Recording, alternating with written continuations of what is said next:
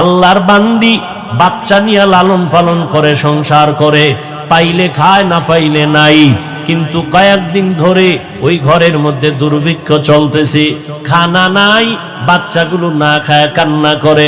আম্মা জান পাগলের মতো চোখের পানি ছেড়ে কান্না করেন, ও আল্লাহ, আমি নিজে না খাইয়া থাকতে পারি, তবে সন্তানের ক্ষুধা সহ্য করা যায় না। নিজে কান্না করি, দুঃখ নাই, কলিজার সন্তানদের চোখের পানি সহ্য করা যায় না। কোথায় যাব, কি করব হে মালিক, একটা রাস্তা খুলে দাও। হঠাৎ অন্তরের মধ্যে চলে আসলো, নিরুপায় আমি, সন্তানের কান্না কত আর সহ্য করা যায়। ওই বান্দি দৌড়াইয়া ওই গুনাহগার নাম করা টাকাওয়ালার দরবারে চলে গেল। সন্ধ্যাবেলা গিয়া সেখানে হাজির। রহমতের নবী ঘটনার বয়ান করেন আর চোখের পানি ছেড়ে কান্না করেন। ওই মহিলা নামাজি, সতী সাধ্বী আল্লাহর বান্দি, চরিত্র এত সুন্দর, সন্তানের ক্ষুধার তৃষ্ণা মিটানোর জন্য গুনাহগার ব্যক্তির সামনে গেল, গিয়া কয়, ভাই আমি অমুক এলাকায় থাকি, আমারে কিছু টাকা দিবেননি, আমার সন্তানগুলো উপবাস, খানা খায় না, চোখের পানি ছেড়ে ক্ষুধার তৃষ্ণায় কান্না করে, চুলায় আগুন জ্বলে না। ওই গুনাহগার জাহান্নামী বান্দা বলে, তোমাকে টাকা দিব, তবে আমার শর্ত, আজকের রাতের জন্য তুমি আমার হয়ে যেতে হবে, তোমার দেহটা আমার জন্য তুমি অক্ষ করে দিতে হবে। মহিলা আল্লাহর বান্দি কিছুক্ষণ চুপ থাকার পরে চিন্তায় পড়ে গেল, আমার সন্তানের খানার জন্য আমি কি আমার দেহটা, আমার সতীত্ব বিনষ্ট করব, চরিত্রের মধ্যে কলঙ্কের দাগ লাগাবো, জানি না কি করব। বেকার হইয়া আল্লাহর বান্দি বলে, ঠিক আছে, আজকের রাতের জন্য আমার দেহটা তোমাকে অক্ষ করে দিলাম, টাকা দাও, আমার বাচ্চাদের কান্না সহ্য করতে পারি না।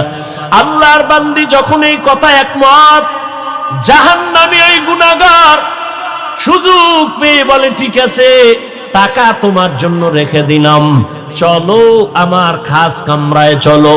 খাস কামরায় নেওয়ার পরে ওই বান্দা এবার ওই মহিলাকে বসায় বলে, তুমি এবার আমার কাছে আসো। আল্লাহর বান্দায় কথা বলা মাত্র দেখে মহিলার শরীরের মধ্যে কম্পন শুরু হয়ে গেছে, এত কাঁপতেছে আর মহিলার চোখের পানিগুলো গাল বেয়ে পড়তেছে। ওই জাহান্নামী বান্দা ডাক দিয়া বলে, তোমার গায়ে টাচ করি নাই, গালিও দেই নাই, জোর করি নাই, ধমকও দেই নাই, তুমি ইচ্ছা করে আসছো, তুমি নিজেই আমাকে তোমার শরীর লক্ষ করার ওয়াদা করেছো, এখন আবার তুমি কেন চোখের পানি ছেড়ে কান্না করো? আল্লাহর বান্দি চিল্লায় কয়, ও আল্লাহর গোলাম, আমার জীবন বড় কষ্টের জীবন, আমি ধুকে ধুকে কষ্টে কষ্টে আমার জীবন কাটিয়েছি, আমার আজও পর্যন্ত জীবনে যত কষ্ট হয়েছে আমার চরিত্র আমি বিক্রি করি নাই, সতীত্ব নষ্ট করি নাই, আজ আমার সন্তানের জন্য আমার চরিত্র নষ্ট করতে হবে, আমি মাওলার কাছে কেমনে দাঁড়াবো, কি জবাব দিব, এই ভয় আমি কান্না করি। আজ তুমি আমার দরজা আটকাইয়া আমার দেহটাকে তুমি ভোগ করবা, দরজার বাহির থেকে কেউ দেখবে না, কিন্তু আমি এমন মালিকের বান্দি, দুনিয়ার সব ছিদ্র বন্ধ করা যাবে, আমার আল্লাহকে না দেখায় কোনো অন্যায় করা যাবে না। আমি আল্লাহর ভয় চোখের পানি ছেড়ে কান্না করি। আল্লাহর বান্দার মধ্যে মহিলার চোখের পানি গিয়া কলবে একটা ধাক্কা মেরে দিল। ওই গুনাহগার জাহান্নামী চিহ্নিত গুনাহগার জেনাকার ডাক দিয়া কয়, তুমি এখনো চরিত্র বিক্রি করো নাই, মাত্র করার জন্য রুমে আসছো, মাত্র তাও একজন জীবনে, আর সেই অবস্থায় তুমি কাঁপতেছো, কাঁদতেছো, আর আমার জীবনে শত শত নারী আমি ভোগ করেছি, কত গুনাহ জীবনে করেছি, আমি মদ পান করেছি, এমন কোন গুনাহ নাই আমার চোখের সামনে হয় নাই, আমি জীবনে কত জিনা করেছি, আর তুমি মাত্র একজনের দরজায় এসে কান্না করো আল্লাহর ভয়। একটা পুরুষের সামনে আইসা অন্যায় এখনো করো নাই, এমত অবস্থায় যদি তোমার ভয় আর কান্না শুরু হয়, আমি জীবনে শত শত গুনাহ করেছি, আমার তো চিল্লায় মরে যাওয়া উচিত। যাও, আমি তোমাকে মুক্ত করে দিলাম, যাও, আমি তোমার শরীরের উপর আঘাত করব না, টাচ করব না, যাও, টাকাগুলো নিয়ে যাও, আমি তোমাকে হাদিয়া দিলাম, টাকা লাগবে না, চলে যাও। আর দোয়া করিও আল্লাহ যেন আমাকে মাফ করে দেয়। আল্লাহর বান্দা খাঁটি তওবার নিয়ত করিয়া আল্লাহর আদালতে দাঁড়াইয়া হিসাব দেওয়ার ভয় কান্না করে তওবা করে আর বলে, মালিক, একটা অবলা নারী আমার দরজায় এসে টাকার কারণে বাচ্চার পেটের ক্ষুধার তৃষ্ণা মিটাইতে গিয়া আমার সামনে আইসা কান্না করে তোমার এত ভয় করে চলে গেল। আমার কপাল এত খারাপ, আমি এই গুনাহ নিয়ে কবরে যেতে চাই না। ও আল্লাহ, দয়া করে তুমি আমাকে মাফ করে দাও।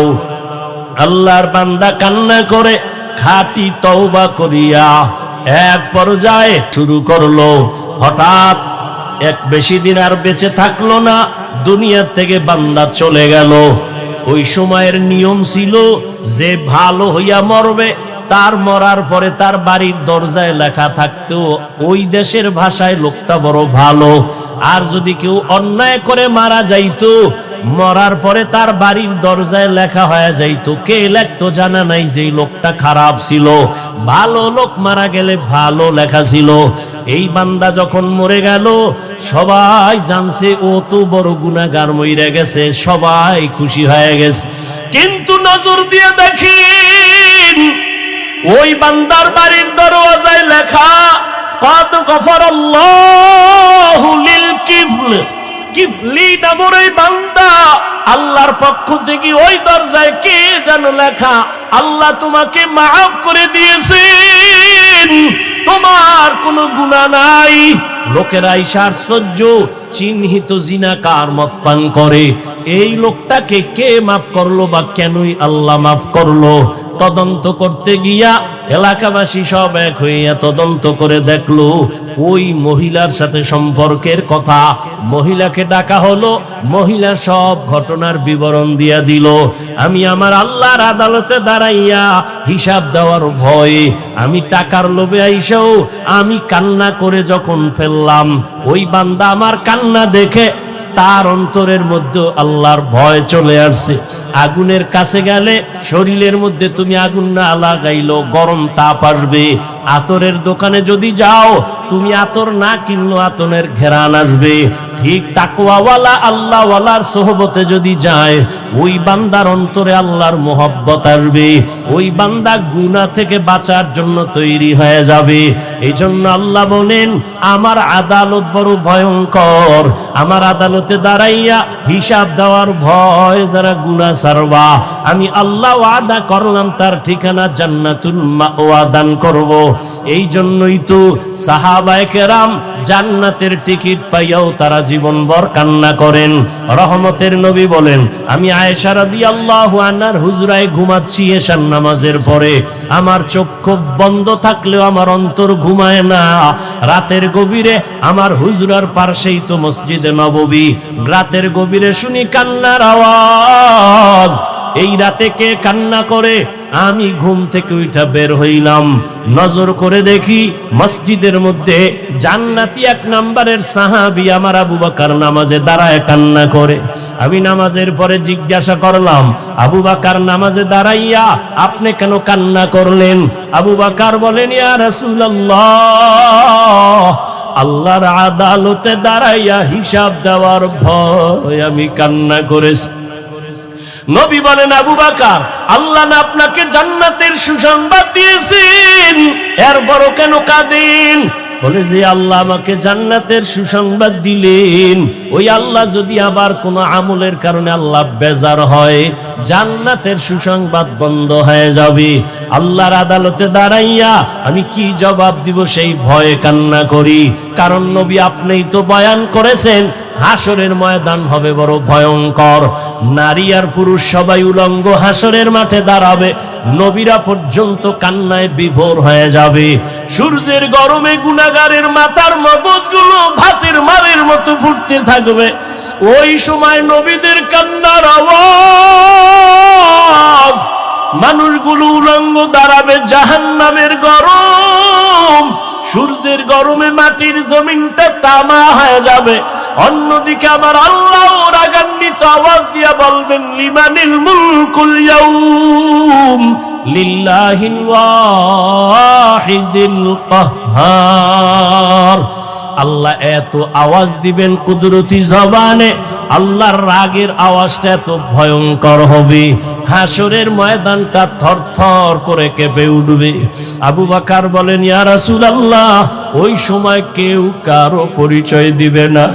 আজ আমি দেখি আমার ডানে আমার বামে কত বন্ধু কত বান্ধব।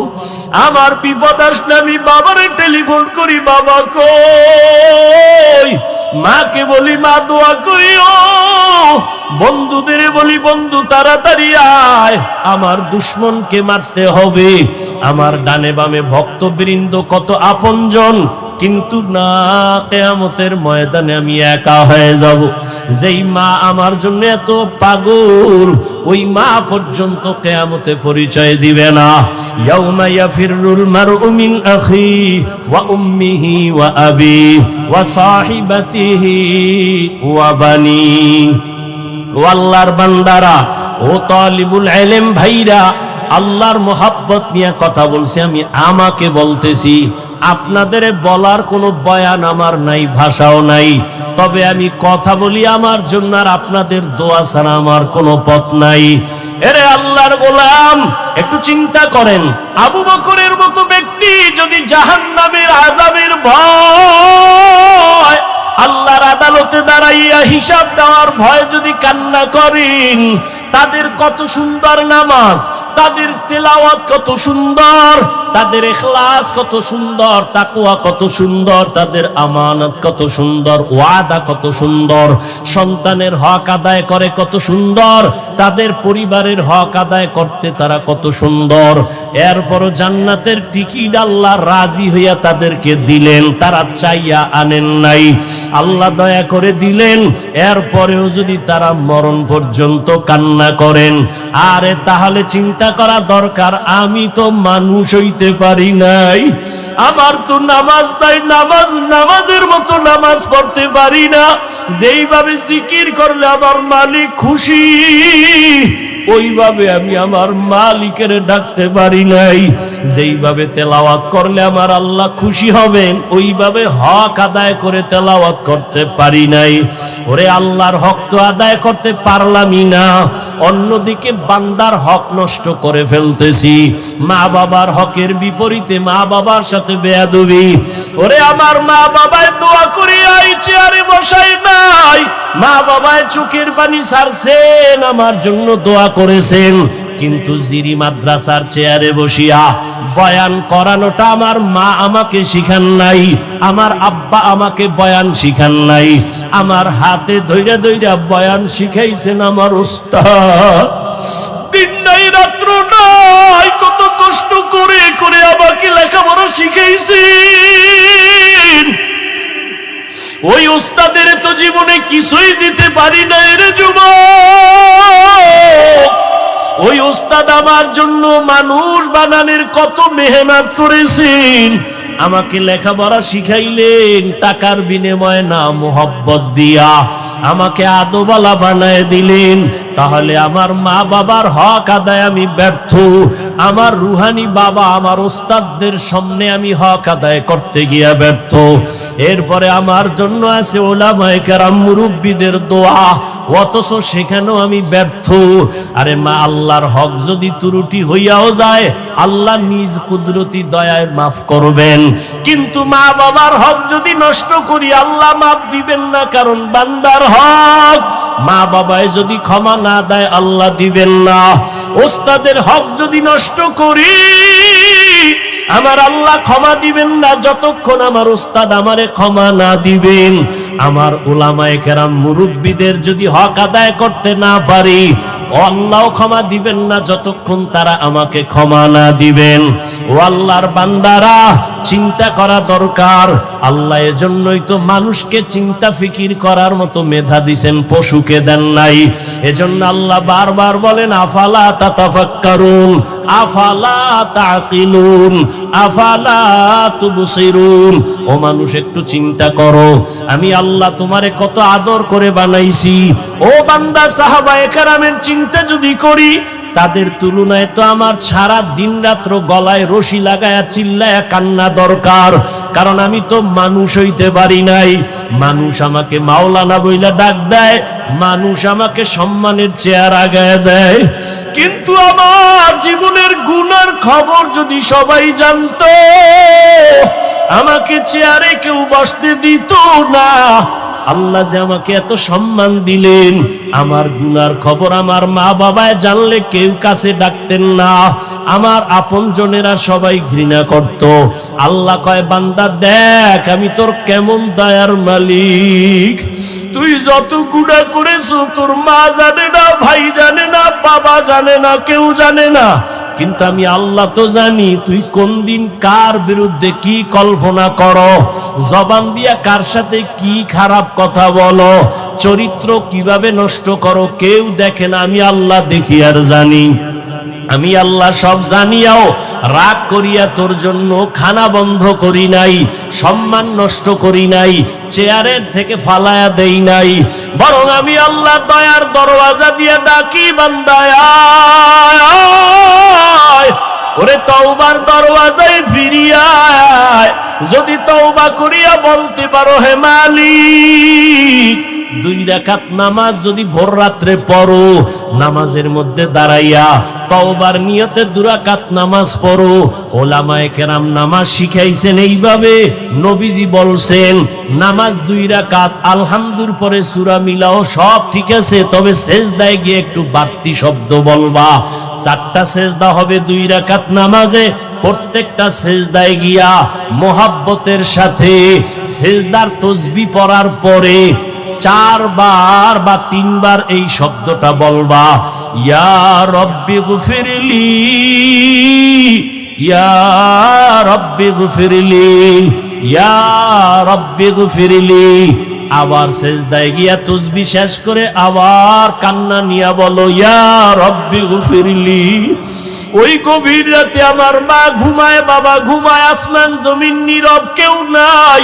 ও মালিক, আমি তোমার কাছে হাজির হয়ে গেছি, তুমি ছাড়া আমার সম্মান দেওয়ার কেউ নাই, তুমি ছাড়া আমার ইলম দেওয়ার কেউ নাই।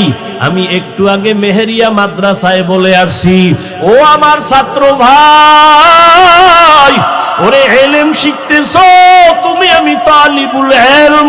তালিবুল ইলমের মর্যাদা কত, কিন্তু তালিবুল ইলম হইতে পারছি নাকি তালেবে দুনিয়া হয়ে গেছি? আরে ইলম দিয়া যদি আমার ইলমে আমাকে নরম বানাইতে না পারে, আমার ইলম যদি আমাকে তাওয়াজুওয়ালা বানাইতে না পারে, আমার ইলম যদি আমাকে কিবির মুক্ত করতে না পারে, ভালো করে লিখো এই ইলমটা ইলমে নাফি না, এই ইলম শয়তানি ইলম, এই ইলম ইবলিসি ইলম। আর মদিনার ইলম কেমন জানোনি? রহমতের নবী বলেন আল্লাহুম্মা ইন্নী আসআলুকা ইলমান নাফিআ, ও আল্লাহ এমন ইলম দাও যেই ইলম আমার উপকারে আসবে, উম্মতের উপকারে আসবে। আমার ইলম দিয়ে যদি আমি নিজেরে কন্ট্রোল করতে না পারি, আমার ইলম দিয়ে যদি আমার জবানকে হেফাজত করতে না পারি, আল্লাহর কসম এই ইলমটা ইলমে নাফে না, এটা ইবলিসি ইলম। আমার ইলম দিয়ে যদি আমি বিনয়ী হইতে না পারি, আমার ইলম দিয়ে যদি আমি আব্বা আম্মার সম্মান করতে না পারি, আমার ইলম নাফে না। আমার ইলমের দ্বারা যদি আমার উস্তাদের দোয়া নিতে না পারি, আমার ইলম নাফে না। আমার ইলম দিয়া যদি আমার ভাইদের সাথে ভালো আচরণ করতে না পারি, আমার ইলমটা ইলমে নাফে না, ইবলিসি ইলম। এজন্য নবী দোয়া করতেন, ও আল্লাহ ইলমে নাফে ছাড়া কোনো ইলম চাই না। ইন্নী আসআলুকা ইলমান নাফিআ, ও আল্লাহ ইলমে নাফে দান করো। ও আমার ছাত্র ভাইরা, আমি আপনাদের ছোট, আমার কিছুই নাই, এই জিরির স্টেজে বসার খোদার কসম আমার ভেতরে যোগ্যতা নাই। তবে জিরির হযরত দোয়া করেছিলেন আর বলছিলেন, বাবা যতদিন বেঁচে থাকো জিরি মাদ্রাসায় আসবা, দোয়ার জন্য আসি, আপনাদের কাছে দোয়া চাই। আমি তো অনেক বয়ানে বলি, এই বাংলাদেশে এমনও ছাত্র আমার জানা মতে আছে, যেই ছাত্র ঘুমের ঘরে আমার রসুলের সাথে মোলাকাত করে। আমি ওই বিশ্বাস কইরাই আমি ছাত্র ভাইদের দোয়া চাই।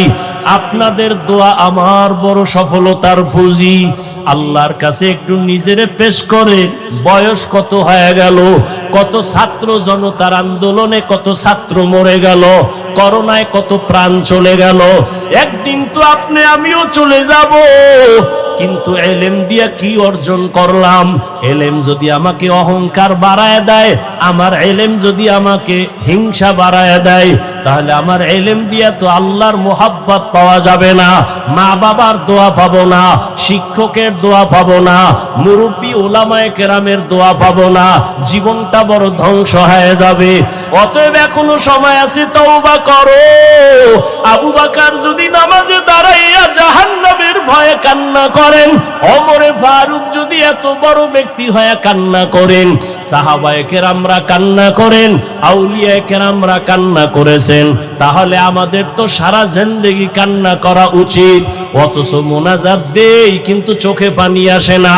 কান্না না আসা মনে করিয়েন না রহমত, বরং আল্লাহ আপনার আমার গুনার কারণে বেজার, গুনার কারণে আমার আপনার অন্তর শক্ত হয়ে গেছে, এই জন্য চোখে পানি আসে না। অথচ আল্লাহর আযাবের ভয়ে, জাহান্নামের ভয়ে আল্লাহর জমিনে পাথর পর্যন্ত কান্দে। সুম্মা কাসাত কুলুবুকুম মিন বাদি যালিকা ফাহিয়া কাল হিজারা আও আশাদ্দু কাসওয়া ওয়া ইন্না মিনাল হিজারাতি লামা ইয়াতাফাজ্জারু মিনহুল আনহার ওয়া ইন্না মিনহা লামা ইয়াশাক্কাকু ফায়াখরুজু মিনহুল মা ওয়া ইন্না মিনহা লামা ইয়াহবিতু মিন খাশিয়াতিল্লাহ।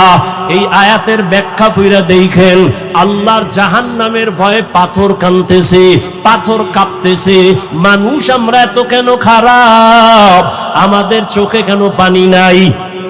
দুনিয়াতে যত মানুষ আল্লাহকে ভয় করবে, গুনাহকে ভয় করবে, এর মধ্যে যারা ইলমওয়ালা তারা আরো বেশি ভয় করবে। ইন্নামা ইয়াখশাল্লাহা মিন ইবাদিহিল উলামা, উলামা যারা তারা ইলম দিয়ে আমার মাওলারে চিনবে আর বেশি ভয় করবে। অথচ আমাদের চোখে পানি নাই, আমাদের মোনাজাতে কান্না নাই, ভোর রাতে কান্নার আওয়াজ নাই। আল্লাহ আমাদের কাছে চাইতেছেন চোখের পানি। প্রত্যেক রাতে আল্লাহ আসেন আমাদের ডাকার জন্য। ও যুবক ও ছাত্র বাবারা, এখনো সময় আছে, তওবা করো। পর্দার আড়ালের মা বোনেরা তওবা করেন, জীবনে আর নামাজ ছাড়বেন না, বেপর্দায় চলবেন না, সন্তানগুলো আদর্শওয়ালা বানাবেন। ডাক্তার বানাইলো বেয়াদব যেন না হয়, ইঞ্জিনিয়ার হলেও যেন বেয়াদব না হয়। সন্তানের ব্যবহারে যেন মা বাবা কষ্ট না পায়, সন্তানের ব্যবহারে যেন আলেমরা কষ্ট না পায়, সন্তানের আচরণে শিক্ষক মুরব্বীরা যেন কষ্ট না পায়, বরং কষ্ট না পায় যেন দোয়া করতে থাকে আদবের কারণে। ও যুবক, তওবা করে নাও, আল্লাহর কাছে মন খুইলা বলো, হে মালিক, আমি আজকে তোমার দরজায় আসছি, গুনাহ নিয়ে আর ফিরতে চাই না, আর নামাজ ছাড়ব না, আর গুনাহ করব না, আর গীবত শিকায়াত করব না, মা বাবার সাথে বেয়াদবি করব না, উলামায়ে কেরামের বদদোয়া নিব না, মুরব্বি ওস্তাদদের দোয়া নিয়ে চলবো। মা বাবার দোয়া নিয়া নবীজির তরিকায় চলবো। আল্লাহর বান্দারা যদি তওবা করার নিয়ত হয়, দুটো হাত আমার আল্লাহকে দেখায় দেই, আয় আল্লাহ হাতগুলো কবুল করে নেন, তওবা কবুল করে নেন, তওবার উপরে মজবুত হইয়া চলার মতো তৌফিক দান করেন, আমিন। রব্বিশ রাহলি সাদরি ওয়া ইয়াসসিরলি আমরি ওয়াহলুল উকদাতাম মিন লিসানি ইয়াফকাহু কওলি।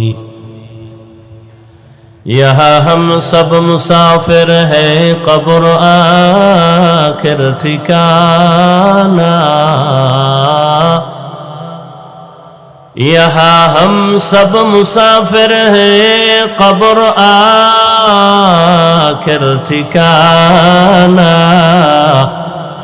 कोई आगे रवाना है, कोई पीछे रवाना, कोई आगे रवाना है, कोई पीछे रवाना। हकीकत खुल जाएगी बवक़्ते इम्तिहान तेरे, हकीकत खुल जाएगी बवक़्ते इम्तिहान तेरे। के सुस्ती में या मेहनत में गुजारी जिंदगी तूने, के सुस्ती में या मेहनत में गुजारी जिंदगी तूने। मोहम्मद ने आकर कुफर को मिटाया,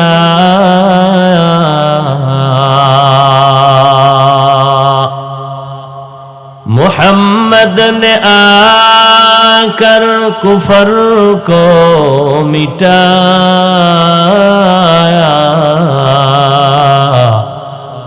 कुफर को मिटा कर सदाकत बताया, कुफर को मिटा कर सदाकत बताया।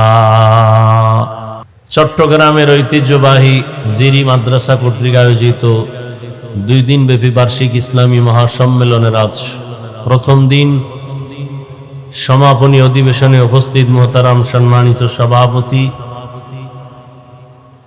প্রধান অতিথি হযরত উলামায়ে কেরাম, তোলাবায়ে আযম, আল্লাহ পাকের আশিকিন, জাকিরিন, শাকিরিন, মুহিব্বিন, মুরব্বিয়ান আযম, কলিজার টুকরা আমার সমবয়সী যুবক বন্ধুগণ, স্নেহের ছোট ভাই, পর্দার আড়ালে মাইকের আওয়াজ শ্রবণরতা সম্মানিতা মা ও বোনেরা, আল্লাহ পাকের দরবারে শুকর যে আল্লাহ পাক আমাদেরকে সুস্থ রেখেছেন এবং পৃথিবীর শ্রেষ্ঠ মজলিস, উলামায়ে আহলে হকের মজলিস, গুনাহ মাফের মজলিস, তওবা কবুলের মজলিস, আল্লাহ পাকের প্রিয় বান্দাদের এই মজলিসে আসা বসার তৌফিক দান করেছেন।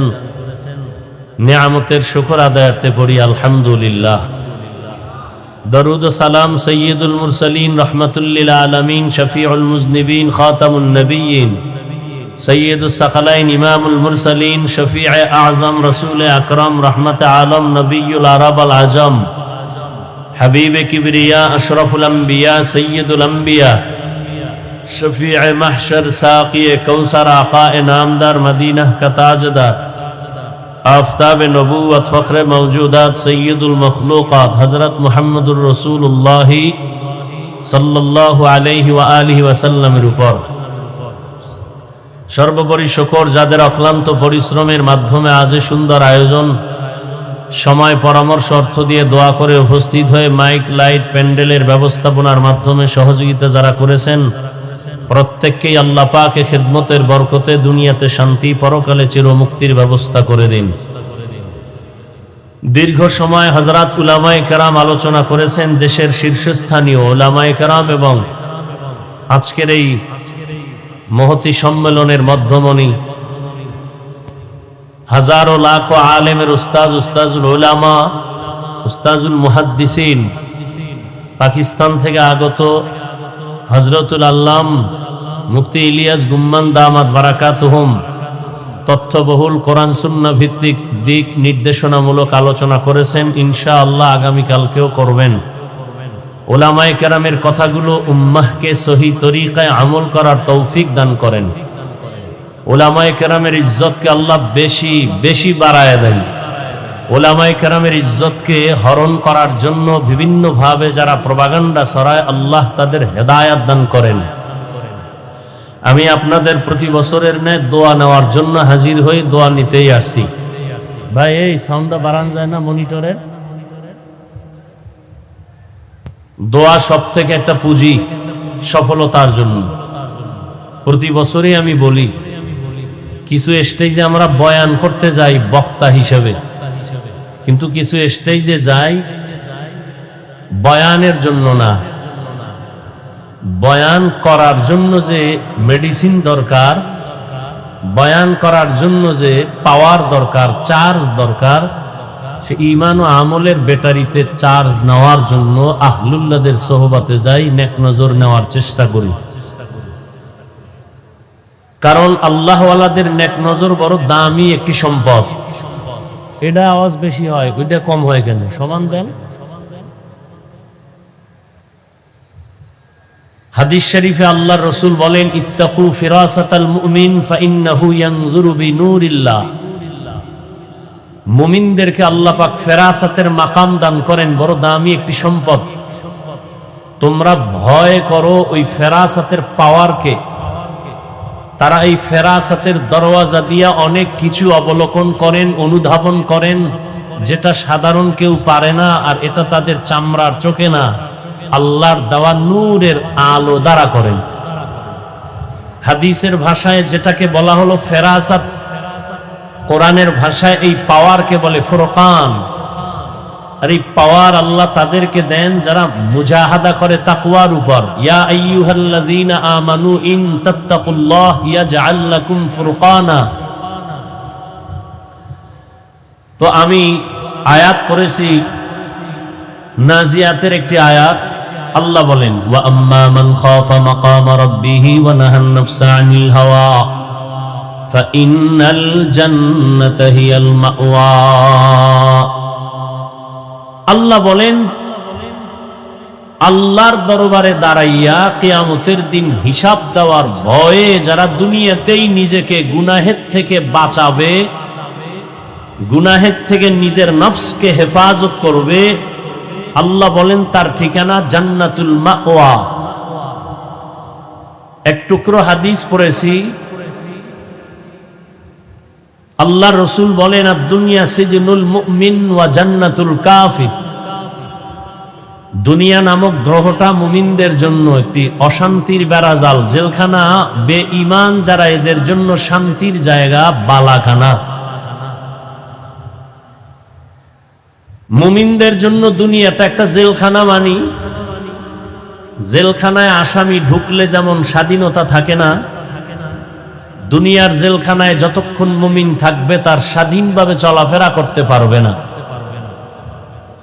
জেলখানার আসামি মনে চাইলেই পাও আছে, হেঁটে হেঁটে যদি এদিক সেদিক যাবে পারে না, সীমাবদ্ধতা আছে। ঠিক মুমিন দুনিয়ার হায়াতে পাও আছে, হেঁটে হেঁটে যখন যেথায় মনে চায় যেতে পারবে না, সীমাবদ্ধতার বাউন্ডারির মধ্যে তার হাঁটতে হবে। জেলখানার আসামি জেলখানায় থাকতে চায় না, পাগল হয়ে যায় বের হওয়ার জন্য। ঠিক আল্লাহর প্রকৃত মুমিন যারা, এরাও দুনিয়াতে থাকার জন্য পাগল হবে না, বরং বের হয়ে মালিকের মোলাকাতের অপেক্ষায় থাকবেন। জেলখানার আসামি ক্ষুধা আছে, চাইলেই খেতে পারে না, টাইম ছাড়া। মুমিন দুনিয়ার জেলখানায় যতক্ষণ থাকবে চাইলেই খেতে পারবে না, খাওয়ার আগেই তার চিন্তা ভাবনা করে খানাটা ভক্ষণ করতে হবে, যে খানাটা আমার জন্য সঠিক, হালাল না হারাম। নবীজি মুমিনকে জেলখানার সাথে তুলনা দিয়েছেন। সব থেকে বড় কথা, জেলখানায় মানুষ যেমন এক অশান্তির বেড়াজালে থাকে, মুমিনের জন্য এই দুনিয়াটা এক অশান্তির বেড়াজাল। দুনিয়াতে কষ্ট করবে, পরকালে শান্তি হবে আর শেষ নেই। বেঈমান যারা আর দুনিয়াতে শান্তিতে থাকবে, মৃত্যুর পরে কষ্ট হবে আর শেষ হবে না। দুনিয়া আমাদের গোলাম হিসাবে আল্লাহ দিয়েছেন। নবীজি বলেন আদ-দুনিয়া খুলিকাত লাকুম ওয়া আন্নাকুম খুলিকতুম লিল আখিরাহ। দুনিয়াটা আমাদের গোলাম, আমাদের জন্যই, আর আমরা আল্লাহর জন্য।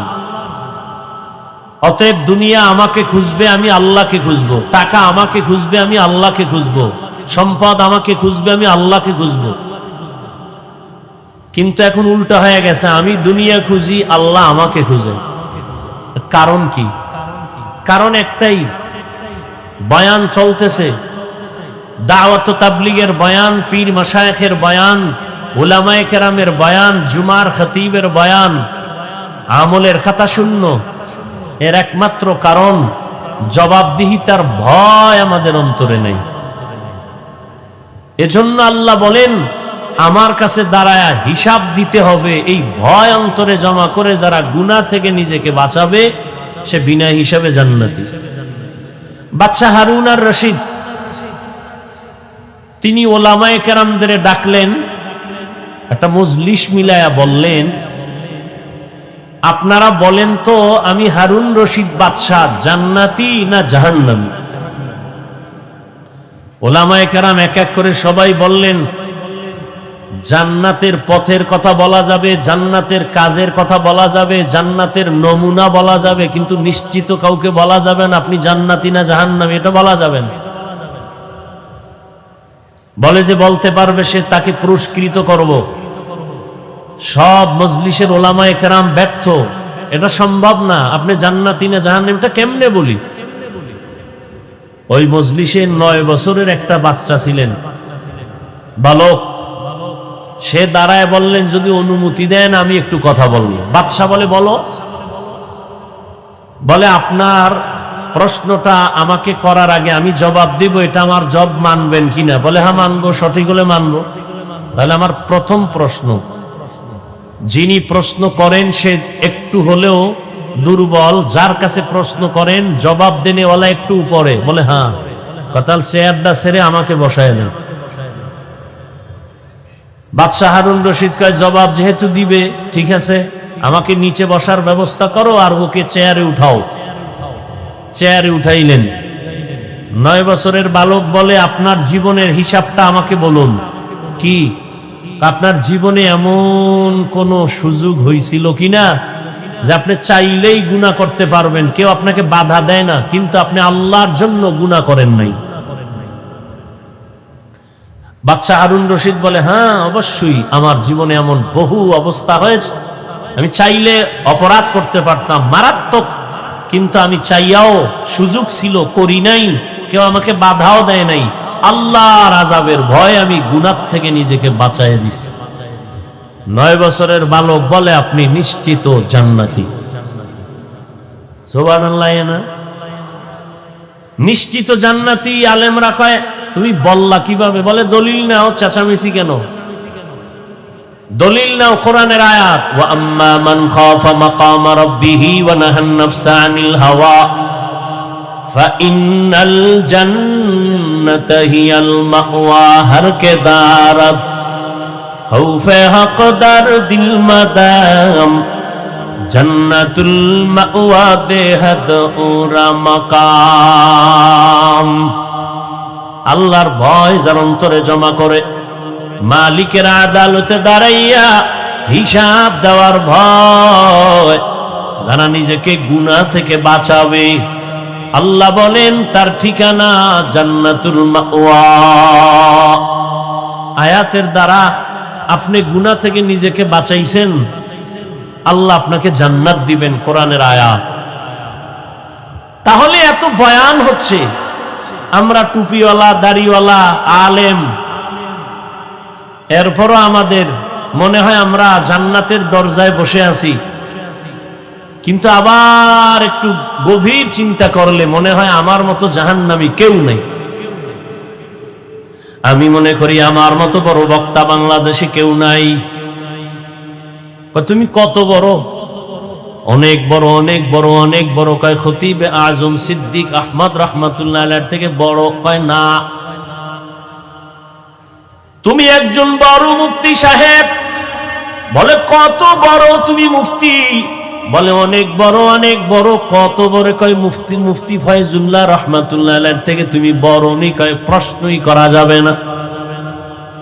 তাহলে আমি যত বড় দাবি করি না কেন, একটা জায়গায় গেলে আমার মাথা ঠেকে যাবে, আমার উপরে আরো বড় আছে।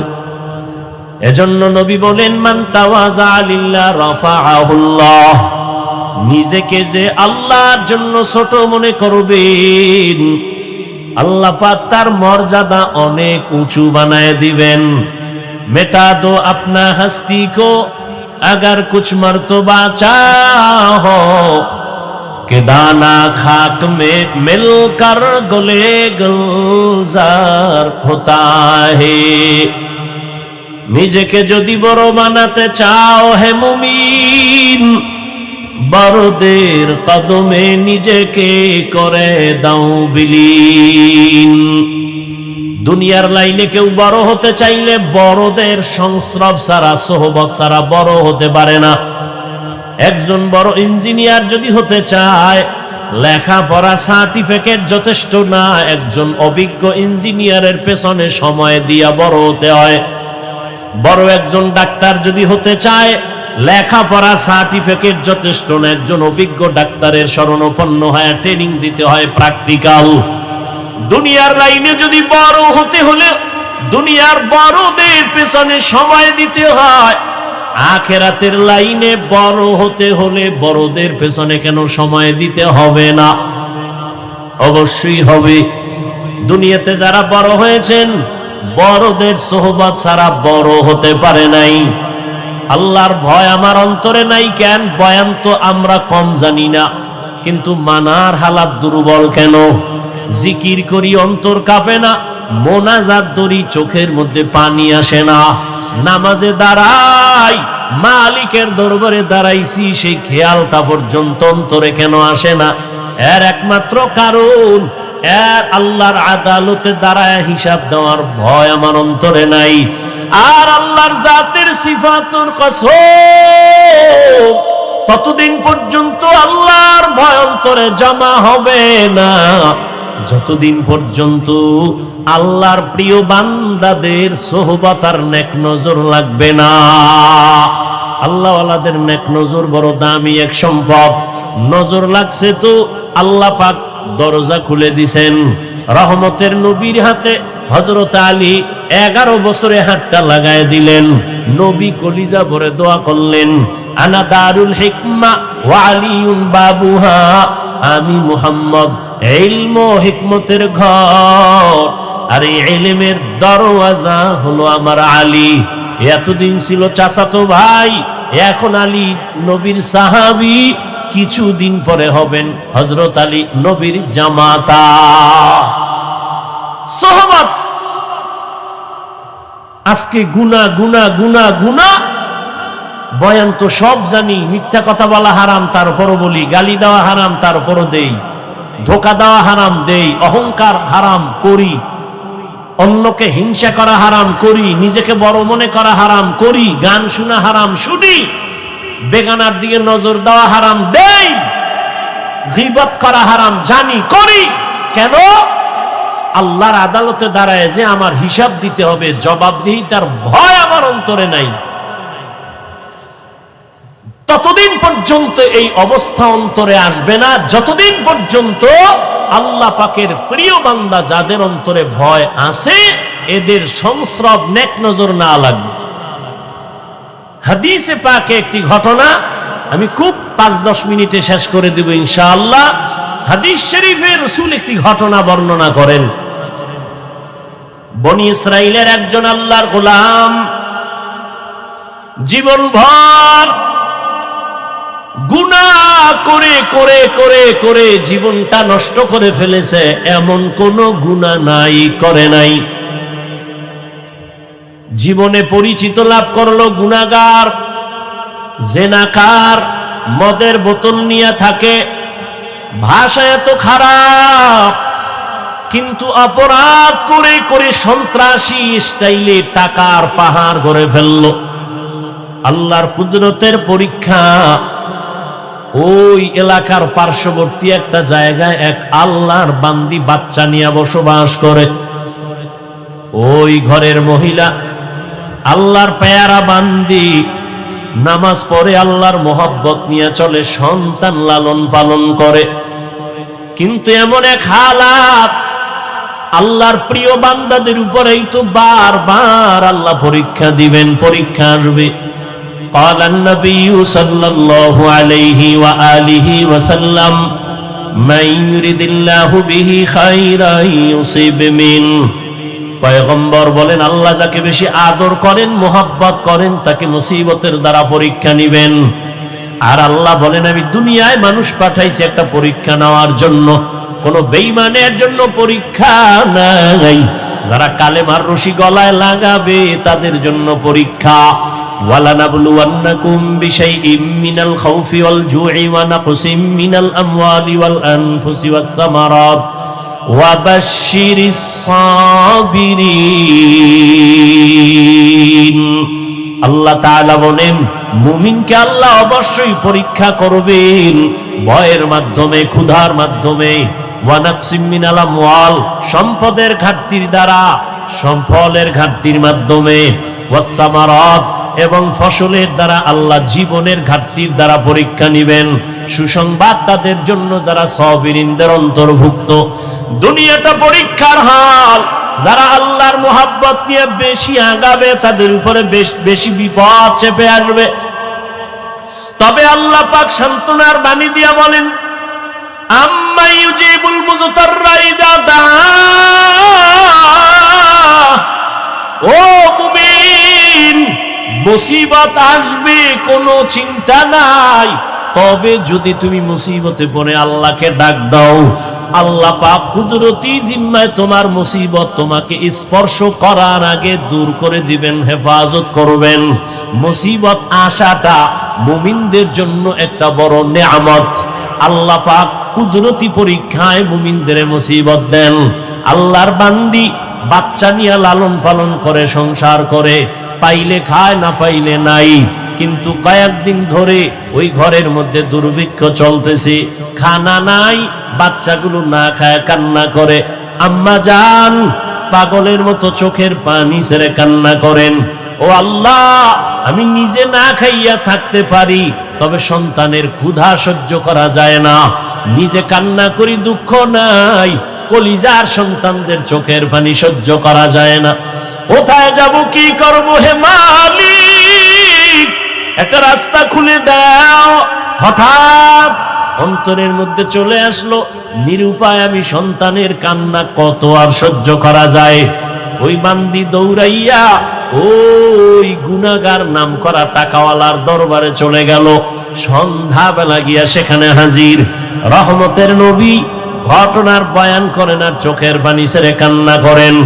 ওই মহিলা নামাজি, সতী সাধ্বী আল্লাহর বান্দি, চরিত্র এত সুন্দর, সন্তানের ক্ষুধার তৃষ্ণা মিটানোর জন্য গুনাহগার ব্যক্তির সামনে গেল, গিয়া কয়, ভাই, আমি অমুক এলাকায় থাকি, আমারে কিছু টাকা দিবেননি?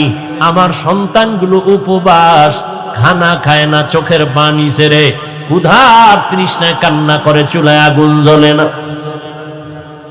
ওই গুনাহগার জাহান্নামী বান্দা বলে, তোমাকে টাকা দিব, তবে আমার শর্ত, আজকের রাতের জন্য তুমি আমার হয়ে যেতে হবে, তোমার দেহটা আমার জন্য তুমি অক্ষ করে দিতে হবে।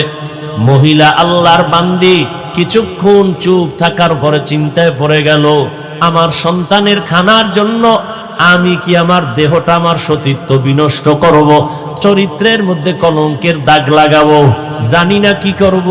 বেকার হইয়া আল্লাহর বান্দি বলে, ঠিক আছে, আজকের রাতের জন্য আমার দেহটা তোমাকে অক্ষ করে দিলাম, টাকা দাও, আমার বাচ্চাদের কান্না সহ্য করতে পারি না।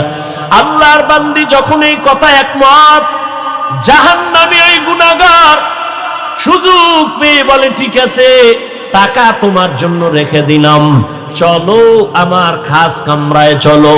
খাস কামরায় নেওয়ার পরে ওই বান্দা এবার ওই মহিলাকে বসায় বলে, তুমি এবার আমার কাছে আসো।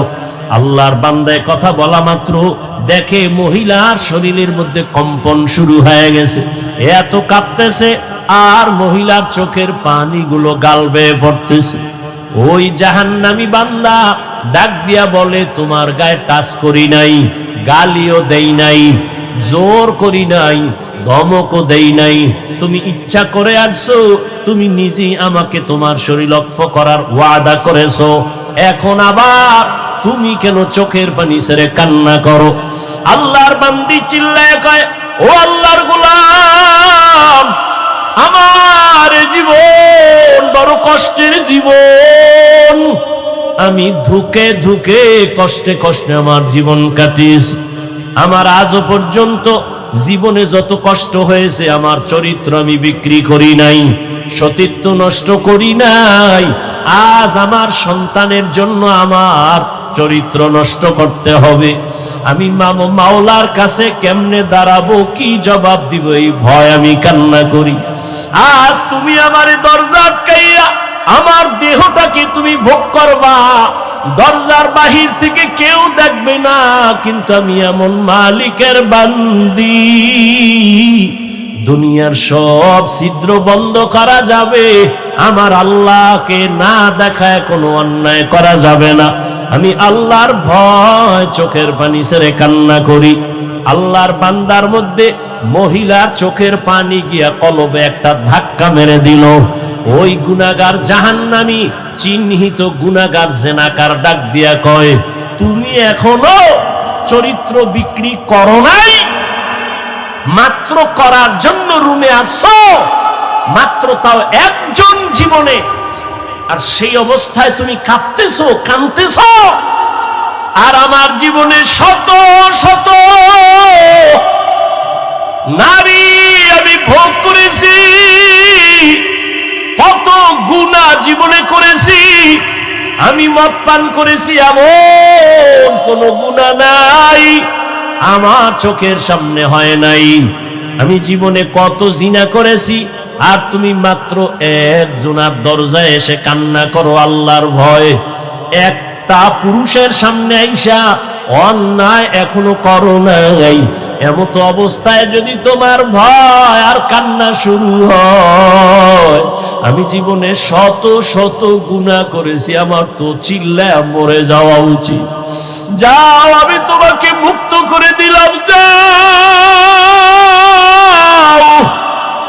আমি তোমার শরীরের উপর আঘাত করব না, টাচ করব না, যাও, টাকাগুলো নিয়ে যাও, আমি তোমাকে হাদিয়া দিলাম, টাকা লাগবে না, চলে যাও।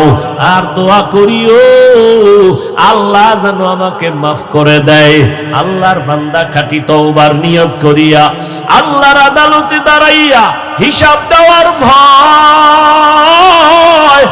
কান্না করে তওবা করে আর বলে, মালিক, একটা অবলাদ নারী